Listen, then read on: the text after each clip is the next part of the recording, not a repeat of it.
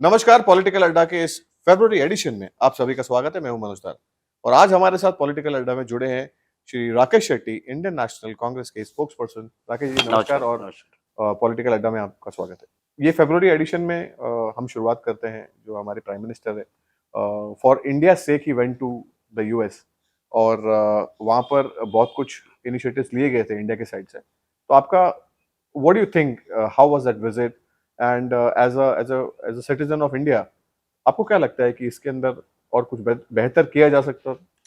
देखिए, जितना दोस्ती हमने यूनाइटेड स्टेट्स के साथ निभाने की कोशिश की, हम्म, मगर ये देख के आ रहा है कि we are failing at the diplomacy side. Alright. क्योंकि सबसे पहले हमारे देश के प्रधानमंत्री जी, उनके विदेश मंत्री ने बहुत कोशिश किया कि यूएस के जो राष्ट्रपति है, उनका स्वेरिंग इन में इनको इनवाइट किया जाए। चाइना को इनवाइट किया गया, उन्होंने डिक्लाइन कर दिया। बट कोशिश करने के बाद भी नरेंद्र मोदी जी को इनविटेशन नहीं मिला। ये मुझे लगता है कि ये बहुत ही गलत हुआ। मगर फिर भी प्रधानमंत्री जी ने कोशिश किया और अपॉइंटमेंट लिया डोनाल्ड ट्रंप का, और वो जाके मिले। खराब ये लगता है कि आपने देखा इजिप्ट के किंग आए थे, उनको रिसीव करने के लिए बाहर डोनाल्ड ट्रंप खुद आए। उसके बाद फ्रांस के प्रेसिडेंट मैक्रोनी जी आए, उनको भी रिसीव करने डोनाल्ड ट्रंप आए। मगर नरेंद्र मोदी जी, जो we are one of the largest democracy, और हमारे प्राइम मिनिस्टर को रिसीव करने प्रेस सेक्रेटरी आती है 24 साल की। तो ये मुझे बहुत बुरा लगा देख के। और प्रधानमंत्री वहां पे जाने से पहले जिस तरह से इंडिया के जो इमिग्रेंट्स हैं, इनको जो व्यवहार किया यूएसए ने, मतलब इनको हार्डकोर क्रिमिनल्स के जैसे हाथ पैर बांध के 18-18 घंटा फ्लाइट में सफर कर रहे, टॉयलेट यूज करने नहीं दे रहे ऑलराइट। और उनको लेके आ रहे, ये सारा चीज बंद होना चाहिए था। बट हमने ये देखा कि प्राइम मिनिस्टर के विजिट के बाद भी, जिस दिन प्राइम मिनिस्टर आए उसके अगले दिन भी ऐसा किया गया। बिल्कुल। और हमारे जो सिख भाई है, उनका आप जानते कि टर्बन पहनते हैं, वो उनका टर्बन तक उतारा गया, महिलाओं के साथ बदसलूकी किया गया। मुझे लगता है कि आप उस देश के प्रेसिडेंट को पास जाते हैं तो नरेंद्र मोदी जी को लाल आग करके उनसे बात करना था कि ये लोग गए आपके देश में, इलीगली गए, मगर जब वापस आप भेज रहे तो उनको थोड़ा सम्मान से भेज सकते थे। ये भी हो सकता था कि इंडियन एयरक्राफ्ट में उनको सम्मानित पूरे वापस ला सकते थे। पर हम देख रहे कि ये लगातार एक के बाद एक प्लेन आ रहा है। और मैं बता रहा हूँ कि मेक्सिको में जब ये भेजा गया, वहां के प्रेसिडेंट ने तो डिक्लाइन कर दिया। उन्होंने बोला हम लोग तो ये मिलिट्री का जो एयरक्राफ्ट है इसको लैंड करने नहीं देंगे, और उन्होंने अपना एयरक्राफ्ट भेजा अपने सिटीजन्स को लाने के लिए। तो मेरा ये सवाल है देश के प्रधानमंत्री जी से कि जब मेक्सिको जैसा देश ऐसा कर सकता है तो भारत क्यों नहीं कर सकता? बिल्कुल। हम बात कर रहे हैं यहाँ पर प्राइम मिनिस्टर का जो एक विजिट था। Broad based concern as of now as we speak, the dollar has appreciated, rupee has depreciated for obvious reasons because of the strength in the US dollar. वो पैर में जो एक कंफ्यूजन सा हुआ है in fact the entire financial markets में because of the Trump tariff tantrums. Trump साहब ने कनाडा, मेक्सिको, चाइना और ग्लोबली यहाँ पर एक रिटेलिएशन जो जो टैक्सेशन पॉलिसीज है उनका, उन्होंने कुछ एक ट्वीक सा किया गया है जिसमें लेकर यहाँ पर एक बहुत बड़ा अनसर्टनिटी सा माहौल क्रिएट हो गया। Gold has risen, dollar has strengthened और यहाँ पे लेकर एक ब्रॉड बेस्ड अगर हम बात करें मार्केट्स में करेक्शन हुई है और Indian market is also not immune to it. So how do you see this? I mean, मुझे तो ऐसा लगता है कि इंडिया ने बेटर किया बिकॉज वहां पर एक टैक्सेशन पॉलिसीज में कुछ ज्यादा बदलाव नहीं हुआ। आपकी क्या राय है इस पे? देखिए, टैरिफ की बात तो बाद में आई, मगर आप देखते हैं कि इंडियन रुपीस जिस तरह से दिन ब दिन लुढ़कते जा रहा है। जी। जब नरेंद्र मोदी जी देश के प्रधानमंत्री 2014 में आए, रेट वाज 53 आज। और तब he was very critical about doctor Manmohan Singh. वो कहते थे कि यार देश का प्रधानमंत्री जी का स्तर नीचे गिर रहा है या रुपया ज्यादा गिर रहा है, इस पे वो कटाक्ष करते थे। मगर आज आप देखिए कि देश के प्रधानमंत्री नरेंद्र मोदी होने के बावजूद आज 87 पे पहुंच गया। और ये बहुत ही कंसर्निंग है, क्योंकि in the past 15-20 days, Indian small scale investors have lost 8 lakh crores in NSE and BSE. ये बहुत बड़ा कंसर्न है। Exactly. एंड ये ऐसा है कि जो लोग ट्रेडिंग कर रहे, बच्चे भी कर रहे, बहुत सारे कोविड के बाद अकाउंट्स भी खुल गए, मगर जब प्रॉफिट होता है तो वो अपने फैमिली मेंबर्स, फ्रेंड्स को बताते हैं कि आज मैंने ये शेयर लिया, इतने में बेचा, and will proudly flaunt it कि ये हुआ है। मगर किसी का नुकसान होता है तब वो लोग नहीं बताते। Hmm.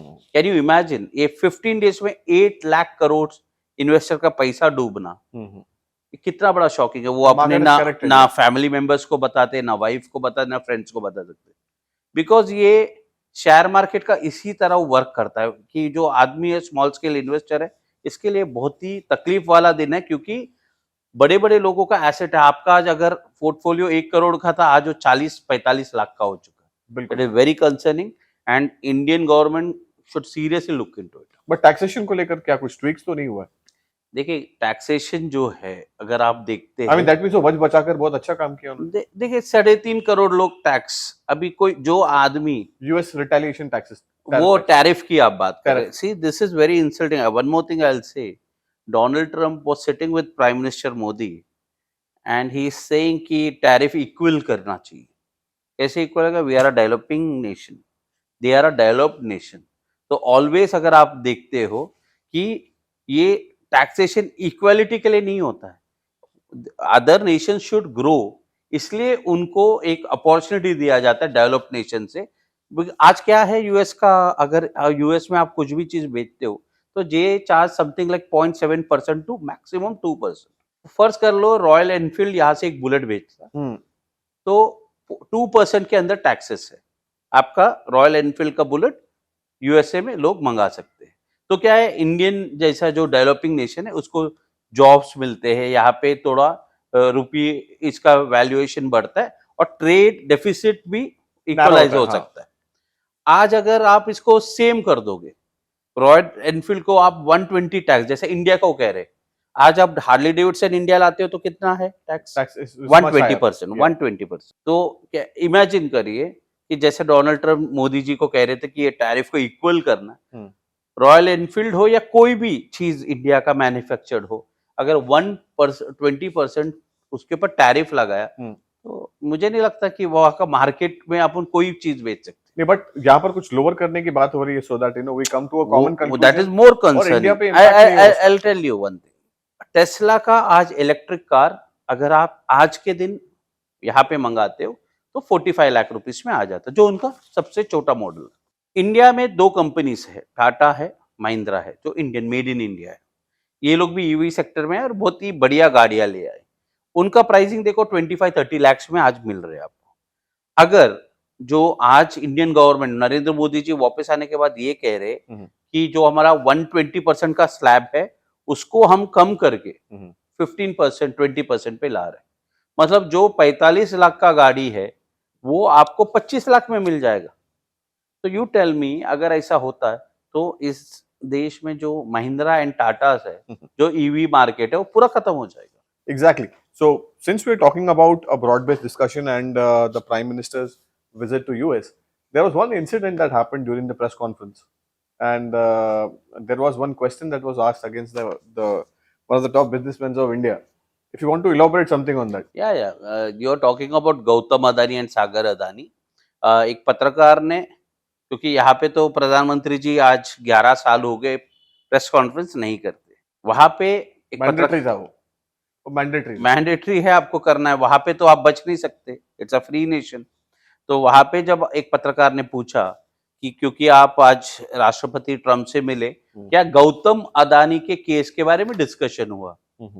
तो देश के प्रधानमंत्री जी उसको जवाब दिए कि ये पर्सनल मैटर है और 2 देश के हेड इस ऐसे छोटी बातें नहीं करते। मुझे 2 क्वेश्चन है। भ्रष्टाचार के आरोप है गौतम अदानी के ऊपर कि 2000 करोड़ रुपया उन्होंने यहाँ पे हमारे देश में, हिंदुस्तान में अधिकारी और मंत्रियों को पैसा दिया, क्योंकि इलेक्ट्रिक का उनको जो कॉन्ट्रैक्ट्स के लिए दिया है। इसका एविडेंस यूएस के पास है। मुझे ऐसा लगता है कि प्रधानमंत्री जी बेहतर जवाब देना चाहिए था। उनको ये कहना था कि हाँ, यूएस गवर्नमेंट के पास सबूत है, हम रिक्वेस्ट करेंगे कि ये सबूत आप हमारे देश के साथ शेयर करें। हम सीबीआई को बोले कि इसको इन्वेस्टिगेट करना है और जो लोगों को ये 2000 करोड़ यहाँ पे बाँटा गया है, उनके ऊपर कार्रवाई करेंगे, ये जवाब देना था। बिल्कुल। मगर आपने उस पत्रकार को लाल आँख दिखा रहे हो, आप उसको एक्शन करके बता रहे हो कि ये निजी मामला है और ऐसी सब बातें होती नहीं है। जबकि पूरा देश जानता है कि आज गौतम अदानी को बचाने के लिए देश के प्रधानमंत्री जी यूएसए गए थे। So since we're talking about the US and its environment, tariff को लेकर एक बहुत बड़ा कंसर्न है ग्लोबली। जो टेस्ला डॉलर है एक स्ट्रेंथन हो रहा है। यहाँ पर US is taking utmost all the steps to, जो उनका एक बहुत बड़ा डेफिसिट है, जो उनके ऊपर एक जो डेट है वो 36 ट्रिलियन के करीब, ट्रिलियन डॉलर के करीब है, उसको कम करने के लिए अभी गोल्डन जो एक कार्ड है उन्होंने अनाउंसमेंट किया। और बहुत सारे कंट्रीज को जिन जो एड जो जा रहा था वो भी उन्होंने कट किया। I am talking about the reference to the aid which was cut to India, और इसको थोड़ा सा आप एक्सप्लेन करेंगे। See, Donald Trump, once Prime Minister left, he very next day he spoke about US aid fund which was given to Indian. वो 180 करोड़ रुपया उन्होंने voter turnout के लिए इंडिया में दिया, ऐसा उन्होंने बताया। उन्होंने बता दिया और भारतीय जनता पार्टी ने शुरू कर दिया राहुल गांधी के ऊपर आरोप, जॉर्ज सोरोस का नाम, सभी गोदी मीडिया ने शुरू कर दिया डिबेट।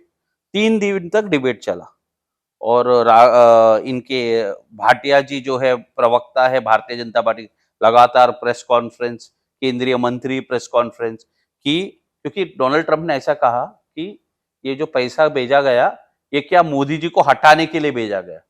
मैं ये पूछना चाहता हूँ, मोदी जी के पास इंडियन जेम्स बॉन्ड है, अजित डोवाल जी है। हाँ, अगर उन्होंने भेजा है, वो पैसा फेरा के थ्रू आता है, तो आप लोग क्या सो रहे हो आपके खिलाफ? 3 दिन डिबेट के बाद मनोज जी, बहुत इंटरेस्टिंग, इंडियन एक्सप्रेस का एक इन्वेस्टिगेशन रिपोर्ट आया। उन्होंने ये बताया ये इंडिया में नहीं आया, बल्कि ये आया था बांग्लादेश में। फैंटास्टिक। तो मेरा क्वेश्चन ये है कि बाजू के देश में 180 करोड़ रुपया आता है और बांग्लादेश में स्टूडेंट्स को ये जाता है, और हमने देखा ये फंड आने के बाद 1 साल के अंदर स्टूडेंट एजिटेशन होता है। वहाँ के जो प्राइम मिनिस्टर है उसको इंडिया में आके एसाइलम लेना पड़ता है, यहाँ पे आके शरण लेना पड़ता है, और आज बांग्लादेश जो है वो एंटी इंडिया बन चुका है। Got it. तो मैं ये पूछ रहा हूँ कि नरेंद्र मोदी जी के जो जेम्स बॉन्ड है, इंडियन जेम्स बॉन्ड, हाँ, डोनाल्ड हमारे अजित डोवाल जी, पड़ोसी के देश में इतना फंड आ रहा है और आपको उसका कबर तक। Got it. तो ये इनका फेलियर है इस government. So since we at a time when there are broader concerns, emerging, जहाँ पर एक relations सारी कंट्री को लेकर इलॉन मस्क, हाँ। वहाँ पर इलॉन मस्क को लेकर आपका क्या व्यू है? देखिए, ये एक और बहुत इंटरेस्टिंग है, prime minister with foreign affairs minister Jaishankar ji और पूरे टीम के साथ वहां के राष्ट्रपति से मिलने से पहले इलॉन मस्क को मिलने जाते। इलॉन मस्क के साथ कौन था मनोज जी? इलॉन मस्क अपने दोनों बच्चे, अपनी गर्लफ्रेंड, उसकी दोस्त को लेके मोदी जी के साथ मिल रहे। मुझे एक पता नहीं चल रहा है कि देश के prime minister, foreign affairs minister जैसे सीरियस मीटिंग में आप आपके फैमिली को लेके जा रहे, तो आपने या तो फिर प्रधानमंत्री जी को सीरियसली नहीं लिया। ये मेरा may be that can be the casual meeting, casual meeting हो सकती है, और उसका एक एजेंडा भी अलग है, बिकॉज वो डॉज करके एक मिनिस्ट्री इलॉन मस्क साहब देख भी रहे हैं, और जो कि एक बहुत बड़ा क्वेश्चन मार्क उठाता है कि ये सारी की सारी जो एड्स है, कहीं ना कहीं इलॉन मस्क साहब का एक बहुत बड़ा हाथ है इसको रोकने के लिए। सो मूविंग ऑन, एक बहुत ही खराब इंसिडेंट, आई मीन मैं खराब नहीं बोलूंगा, एक घिनौना इंसिडेंट जैसा हुआ था। हम बात कर रहे हैं पूना के जो एक स्वारगेट इशू है, उसके ऊपर आपकी क्या राय है? और in fact at a policy level Indian national Congress ने कुछ पहल की है। देखिए, बहुत ही सीरियस है। 26 साल की लड़की गायब होती है शिवनेरी बस इसके अंदर, बस डिपो के अंदर उसके साथ बलात्कार होता है, और पूना के अंदर ये बहुत बड़ा इंसिडेंट है। और जहाँ पे बलात्कार होता है वो कुछ ही मीटर्स है पुलिस स्टेशन से। पुलिस ने अपना काम किया, बहुत ढूँढने की कोशिश की, ड्रोन का उपयोग किया, सब किया। मगर मुझे ये पता नहीं चल रहा कि आज सरकार बन के इतने दिन हो गए। अभी तक क्रिमिनल्स और ऐसे जो वारदातें होते हैं इसको रोकने के लिए ये हमारी जो सरकार है, महायुति की मायावती की सरकार, सर। ये अभी तक उसको रोक नहीं पा रही है। जबकि इसी पुणे में शिवसेना शिंदे गट के एक नेता है तानाजी सावंत। इनके लड़के 2 और दोस्तों के साथ चार्टर फ्लाइट करते हैं ताइलैंड के जाने के लिए। अब ताइलैंड में प्राइवेट जेट लेके जा रहे हो तो मुझे लगता है करीबन आपको 70-80 लाख रुपया लगता है। मगर ये जाते हैं और उस क्योंकि वो एयरक्राफ्ट ऑलरेडी बाहर जा चुका है, उसको रोकने के लिए ex minister Tanaji Sawant kidnapping का केस बताकर सेंट्रल गवर्नमेंट का एविएशन मिनिस्ट्री को दबाव लाकर ताबड़तोड़ मिड एयर से वो एयरक्राफ्ट को वापस लेके आते हैं पूना में।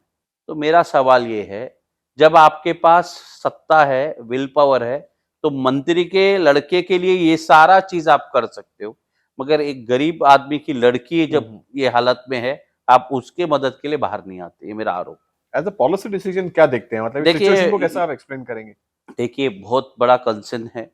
महिला हमारे देश की संस्कृति में भी सब भगवान जो है लक्ष्मी हो, सरस्वती हो और मुझे ऐसा लगता है एक बहुत स्ट्रिक्ट कानून हुँ, इसके अगेंस्ट आना चाहिए। बिल्कुल।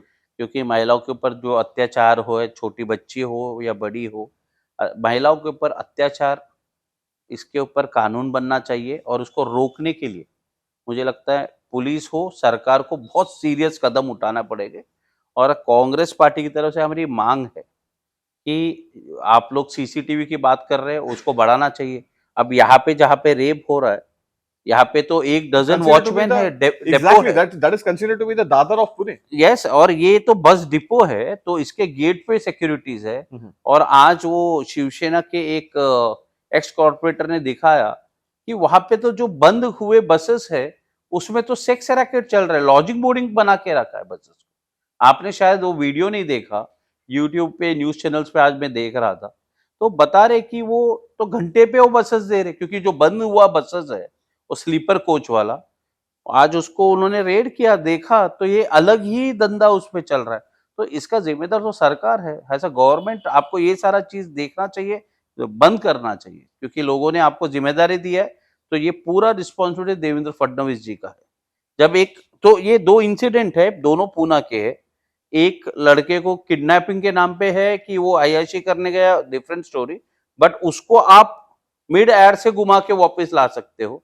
सेंट्रल एविएशन मिनिस्ट्री को दबाव डाल के। दबाव डालकर और जब गरीब आदमी की लड़की है उसका आप ये अत्याचार रोक नहीं पाते। बिल्कुल। आपने दिल्ली की बात कही और यहाँ पर आरएसएस को लेकर एक बहुत बड़ा इनिशिएटिव दिल्ली में लिया गया। आप तो रेगुलर जाते रहते हैं। आपने कुछ बदलाव देखे वहाँ पे? देखिए आज बहुत कमाल की बात है, देश की सबसे ईमानदार पार्टी भारतीय जनता पार्टी। एक आदमी पूरे जीवन काल में एक घर बना पाता है या वो भी नहीं कर पाता।